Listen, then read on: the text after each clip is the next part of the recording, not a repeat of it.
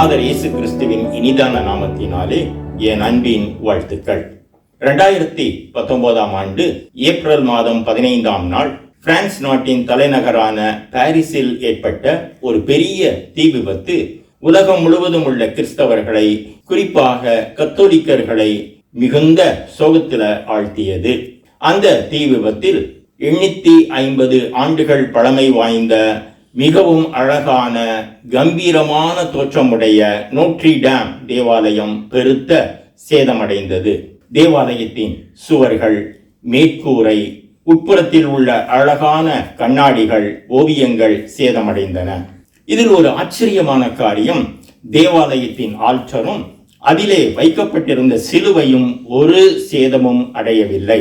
அந்த சிலுவை பிரகாசமாக ஒளிர்ந்து கொண்டிருந்தது. இது ஒரு அற்புதம் என்று சொல்லப்பட்டது.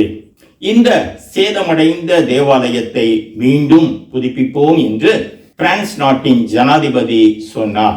5.5 ஆண்டுகளுக்கு பிறகு 2024 ஆண்டு டிசம்பர் மாதம் 7ஆம் தேதி அந்த தேவாலயம் மறு சீரமைக்கப்பட்டு மீண்டும் திறக்கப்பட்டது. அனைவருக்கும் மிகுந்த சந்தோஷம். இந்த நிகழ்வு எனக்கு சில காரியங்களை மனதிலே நினைவுக்கு கொண்டு வந்தது. அதை உங்களோடு பகிர்ந்து கொள்ள வாஞ்சிக்கிறேன். இந்த செய்தியின் தலைப்பு, கலங்காதிருங்கள், இழந்து போனவைகள் புதுப்பிக்கப்படும் என்பது. நம் தேவன் புதுப்பிக்கிறவர், காட் ஆஃப் ரெஸ்டோரேஷன், மறு சீரமைக்கிறவர், இழந்து போனதை மீட்டளிக்கிறவர் என்றும் சொல்லலாம். மனிதர்களுடைய வாழ்க்கை எப்பொழுதும் ஒரே சீராக, மகிழ்ச்சியாக, பிரச்சனைகள் இன்றி அமைவது கிடையாது. பல நேரங்களில் கரடுமுரடான பாதைகளிலே செல்ல வேண்டியதுதான் இருக்கிறது. திடீரென்று குடும்பத்திலே ஒரு பிரச்சனை, பொருளாதார நிலையிலே ஒரு சரிவு, ஒரு நாள் போவது ஒரு யுகம் போகிறது போல இருக்கிறது. இதிலிருந்து மீண்டு வர முடியுமா?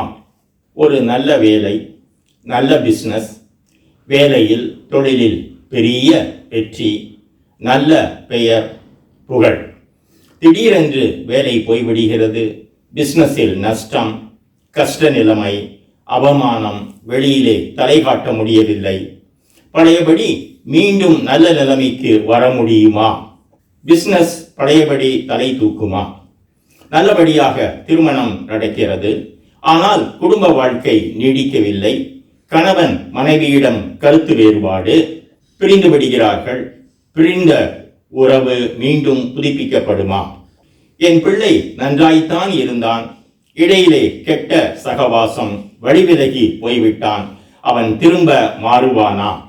திடீரென்று வியாதி, உடல்நிலை பாதிக்கப்படுகிறது, மற்றவர்களுக்கு நான் பாரமாக இருக்கிறேன், எனக்கு பழைய ஆரோக்கியம் திரும்ப வருமா?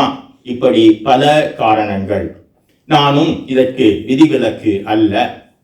எனக்கு நல்ல உயர்ந்த பதவி, வேலையில் அபரிமிதமான ஆசீர்வாதம், நல்ல பெயர், புகழ், கர்த்தருக்கு சாட்சியாக வாழ்ந்து கொண்டிருந்த குடும்பம்.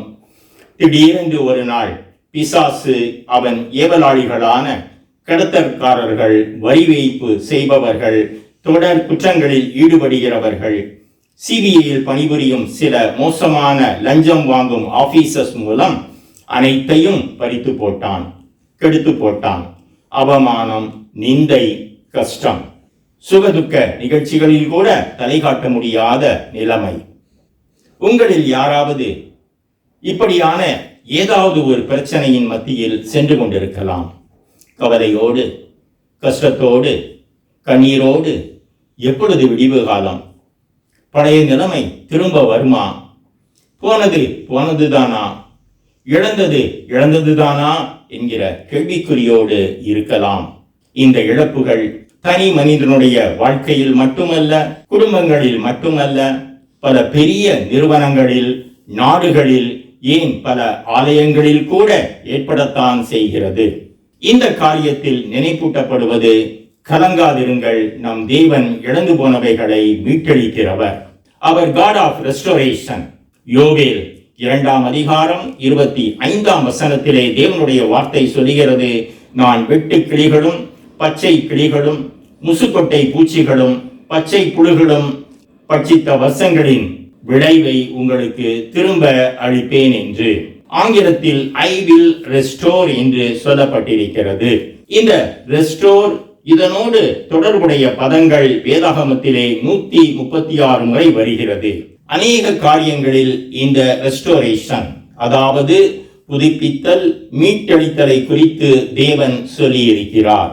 இழந்து போன சந்தோஷத்தை, இழந்து போன சமாதானத்தை, இழந்து போன ஆரோக்கியத்தை, இழந்து போன வருடங்களை, இழந்து போன உறவுகளை, ஆவிக்குரிய வாழ்க்கையை மீட்டளிக்கிறவர் நம் தேவன். இதை வேதாகமத்தில் பல தேவ மனிதர்களின் வாழ்க்கையில் இஸ்ரவேல் தேசத்தை குறித்த காரியத்தில் நாம் பார்க்கிறோம். யோசேப்பு அனைவருக்கும் நன்றாக தெரிந்த பாத்திரம். 17 வயது வரை மிகவும் மிகவும் மகிழ்ச்சியான வாழ்க்கை. தகப்பன் யாக்கோபின் செல்ல பிள்ளை. ஒரு நாள் நிலைமை தலைகீழாக மாறுகிறது. அடுத்த 13 வருடங்கள் அடிமேல் அடிமை வாழ்க்கை. செய்யாத குற்றத்திற்காக சிறைச்சாலையில் வாழ்நாட்களை கழித்துக் கொண்டிருக்கிறான். தாவீது 10 வயதில் ராஜாவாக அபிஷேகம் பண்ணப்படுகிறான். அடுத்த சுமார் 20 ஆண்டுகள் மிகவும் மிகவும் கஷ்டமான வாழ்க்கை. ஓடி ஒழிய வேண்டிய நிலைமை. கடைசியில் அனைத்தையும் இழந்து கூட இருந்தவர்களே அவனை கொண்டு போட வேண்டும் என்று எதிர்த்து நின்ற நிலைமை. யோபு மிகப்பெரிய செல்வந்தன், 10 பிள்ளைகள், மிகவும் மகிழ்ச்சியான வாழ்க்கை. ஒரு நாள் அனைத்தையும் இழந்து நோயினால் பாதிக்கப்பட்டு உருவமே மாதிரி சாத்தானால் வதைக்கப்பட்டுக் கொண்டிருக்கிறான். இந்த 3 பேர்களின் நிலைமை மிகவும் மிகவும் பரிதாபம். சூழ்நிலையை பார்க்கும் பொழுது இனி அவ்வளவுதான், இவர்கள் கதை முடிந்தது, இவர்களுடைய சகாப்தம் முடிந்தது என்றுதான் அனைவரும் கருதுவார்கள். ஆனால் நடந்தது என்ன? யோசேப்பின் வாழ்க்கையில் மின்னல் வேகத்தில் மாறுதல். காலையிலே சிறைச்சாலையில் கைதியாக இருந்தவன் அந்த நாள் முடிவதற்குள் அந்த நாட்டிலே ராஜாவுக்கு அடுத்த ஸ்தானத்துக்கு உயர்த்தப்பட்டான். தேவன் யோசேப்பின் வாழ்க்கையிலே இழந்து போன எல்லாவற்றையும் புதுப்பித்தார். மட்டுமல்ல, பல மடங்கு அபரிமிதமான ஆசீர்வாதங்களை அருளி செய்தார். தாவீது இழந்து போன எல்லாவற்றையும் ஒன்றும் குறையாமல் திருப்பிக் கொள்ளும்படியாக தேவன் செய்தார். 40 வருடங்கள் அரசாண்டான். அனைவரின் கூற்று தாவீதுதான் இஸ்ரவேலின் மிகப்பெரிய ராஜா, அவனுடைய ஆட்சிதான் இஸ்ரவேல் தேசத்தின் பொற்காலம் என்கிறார்கள். யோபுக்கு தேவன் இழந்து போன எல்லாவற்றையும் இரண்டத்தனையாக தந்தருளினார். யோபின் முன்னிலையை பார்க்கிறோம், அவனுடைய பின்னிலைமையை ஆசீர்வதித்தார். அவனுக்கு பூரண ஆயுள். இந்த விஷயத்துல சாட்சி சொல்லி இருக்கிறவர்கள் அநேகர். என் தொழிலில் மிகப்பெரிய நஷ்டம், கடன்காரர்களின் நெருக்கம், மஞ்சள் கடிதம் கொடுத்துவிடு என்றார்கள். ஆனால் தேவன் இழப்பிலே இருந்து மீட்டார். இப்பொழுது தொழில் நன்றாக நடக்கிறது, கடனிலிருந்து மீட்டு விட்டார் என்று. என்னுடைய அலுவலகத்திலே என்னை பணி இறக்கம் செய்து விட்டார்கள். பெரிய அவமானம், பதவி விலகல் கடிதம் கொடுத்துவிடு என்றார்கள். ஆனால் தேவன் என்னை வெட்கப்பட்டு போகும்படியாக விட்டுவிடவில்லை. இப்பொழுது மீண்டும் பழைய பதவி ரெஸ்டோர் பண்ணப்பட்டிருக்கிறது. மகிழ்ச்சி என்று. என் மகனுக்கு கெட்ட சகவாசம், என்ன செய்வது என்றே தெரியவில்லை. ஒரு மகன் போய்விட்டான், தலைமுழுகு என்றார்கள். நான் தேவனை நோக்கி பார்த்தேன், அவர் கைவிட்டு விடவில்லை. இப்பொழுது மகன் திருந்தி விட்டான், தேவன் மீட்டெடுத்தார் என்று. இப்படி அநேக சாட்சிகள். ஆம், இப்படிப்பட்ட சூழ்நிலைகளையும் மாற்றி புதுப்பிக்க வல்லவர் நம் தேவன். நம்முடைய வாழ்விலும் அப்படிப்பட்ட காரியங்களை நிச்சயம் செய்வார். நாம் ஒரு காரியத்தை தெளிவாக மனதிலே கொள்ள வேண்டும். நாம் எப்படிப்பட்ட சூழ்நிலையிலே இருந்தாலும், எப்படிப்பட்ட இழப்புகளின் மத்தியில் இருந்தாலும் அவைகளை மாற்ற வல்லவர் நம் தேவன். ஆதியிலே ஆதாம் ஏவாள் பாவத்திலே விழுந்த பொழுது தேவனுக்கும் மனிதனுக்கும் இடையிலே பிரிவினை உண்டானது. ஆனால் அந்த பிரிவினையை அவருடைய ஒரே பேரான குமாரனாகிய இயேசு கிறிஸ்துவின் மூலம் நீக்கினார். ஒப்புரவை உண்டாக்கினார். உறவு மீண்டும் புதுப்பிக்கப்பட்டது. அந்த தேவனுக்கு குடும்பத்தில் இருக்கும் பிரச்சனைகளை தீர்ப்பது, இழப்புகளை சரி செய்வது, உறவுகளை புதுப்பிப்பது, கடன் பிரச்சனையிலிருந்து மீட்பது என்பது மிகவும் மிகவும் லேசான காரியம். தமது பிள்ளைகள் இழப்புகளிலேயே சென்று கொண்டிருப்பது அவருடைய சித்தம் கிடையாது.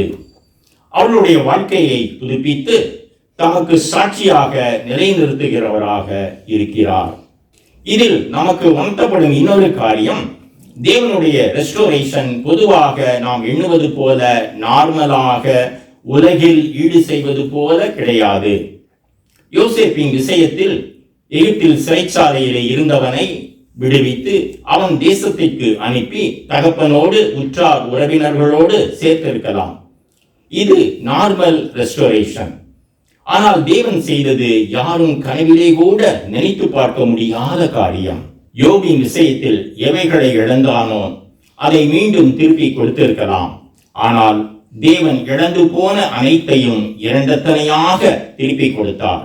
அவருடைய பிள்ளைகளின் வாழ்க்கையிலே தேவன் புதுப்பிக்கும் பொழுது அது அபரிவிதமான ஆசீர்வாதமாக இருக்கும். மிகுந்த சந்தோஷம் உண்டாகும், மிகுந்த பெருக்கம் இருக்கும், பட்ட அவமானங்கள் முழுமையாக மறைந்து போகும். நான் வாசித்த ஒரு உண்மை சம்பவம், 1870 ஆண்டுகளில் ஸ்காட்லாந்து நாட்டில் உள்ள ஒரு கிராமத்தில் இளம் வாலிபன் ஒருவன் பல குற்றங்களில் ஈடுபட்டு வந்தான். அவனை பலமுறை கைது செய்து சிறையிலே அடைத்து தண்டனை கொடுத்தார்கள். ஆனாலும் அவன் மாறவில்லை. தொடர்ந்து குற்ற செயல்களில் ஈடுபட்டு வந்தான். பொறுக்க முடியாமல் ஒரு நாள் கிராமத்தில் உள்ள தலைவர்கள் அவனை பிடித்து ஒரு இரும்பு கோலை எடுத்து நன்றாக சூடுபடுத்தி அவனுடைய முகத்தின் இடது கண்ணுக்கு கீழே டிசி என்று முத்திரை பதித்தார்கள். டிசி என்றால் டேஞ்சரஸ் கிரிமினல், அபாயகரமான குற்றவாளி என்பது. அப்படியும் அவன் திருந்தவில்லை. ஒரு முறை ஒரு பெரிய தொகையை திருடிவிட்டு ஸ்காட்லாந்தில் இருந்து கப்பல் ஏறி அமெரிக்கா சென்றடைந்தான். அங்கு ஒரு நாள் சிகாகோ நகரில் சுவிசேஷகர் DL மூடி கூட்டத்தில் அவருடைய செய்தியை கேட்டான். மனம் திரும்பினான், குற்ற செயல்களை விட்டான், இயேசுவுக்காக வாழ ஆரம்பித்தான்.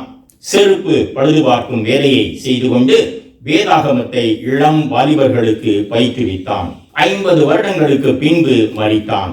அவனுடைய இறுதிச் சடங்கில் அநேக இளம் வாலிபர்கள் பங்கெடுத்தார்கள். அதில் பேசிய குருவானவர் சொன்னார், அவனுடைய பெயர் எனக்கு தெரியாது, டிசி என்று அழைப்பார்கள். டிசி என்பதின் முழுமையான ஃபார்மை அவன் சொன்னதில்லை.